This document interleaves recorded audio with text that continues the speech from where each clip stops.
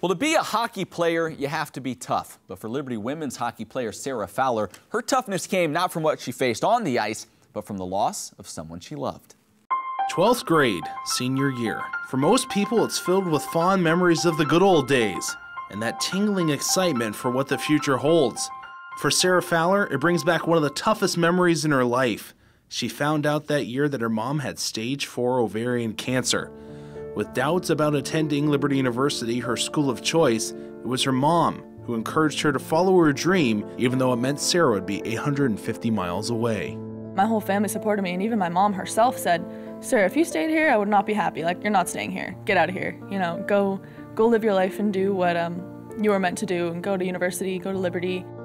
Although she followed God's calling to Virginia, the decision brought with it some difficult times. Some of the worst times of my life were spent crying on the phone after receiving some, tough news about, "Oh, we just got this back. My results said that the cancer cells have gone up in my body, and this chemotherapy isn't working, this radiation, none of this is working."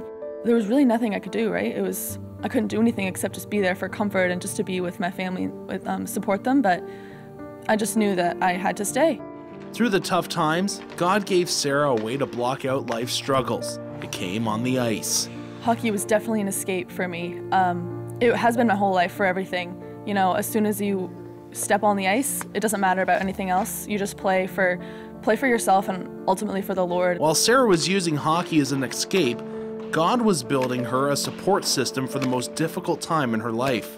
I got a call from my dad, and he told me over the phone that he's like, "You need to come home if you can, because it's getting about that time, the time that I was dreading, ever since she was diagnosed." As I was on the phone with him, I heard the door open, and a bunch of my teammates and my coach came flooding in.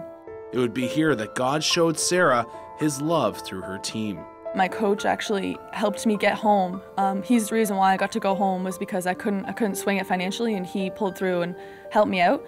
So that was just the beginning of a bountiful amount of blessings that my team gave to me then. They all taped their sticks for the teal ovarian cancer. They taped their sticks, and they had stickers on their helmet, and they just showed me such amazing love and support that I never would have ever imagined. I was absolutely blown out of the water. I couldn't even express to them how thankful I was, and how appreciative I was, and how loved I felt. I felt the love of Christ through my team. Through this tragedy, the team's bond grew even stronger. We just learned what the true meaning of a team is, and it's support, and it's love, and it's encouragement, and it's lifting up no matter what. And the team did lift up, dominating the national tournament and upsetting national favorite Miami of Ohio. Even though Sarah was wrapped up in the excitement of the win, she still was thinking of her mom. As soon as the timer hit 0, we all rushed onto the ice in a huge pig pile celebrating the game, and it wasn't until afterward when I was like, I wish my mom was here wearing my jersey like all these other parents are wearing their kids' jerseys. I wish she was here to see this win. I wish she was here to celebrate with me. But I knew she was in heart, and I knew she was there with me in spirit, because she's never left. Showing maturity beyond her years, Sarah can already see God's plan and the good that came from her mom's passing. I've seen the good through it already. I've seen the good, and my team came together, and we just won a national championship. My family has gotten closer. My relationships, I value my relationships more. So God's using it for good, not only in my life, but in so many others. God's timing is perfect, and that He is going to use every situation in this life for our good.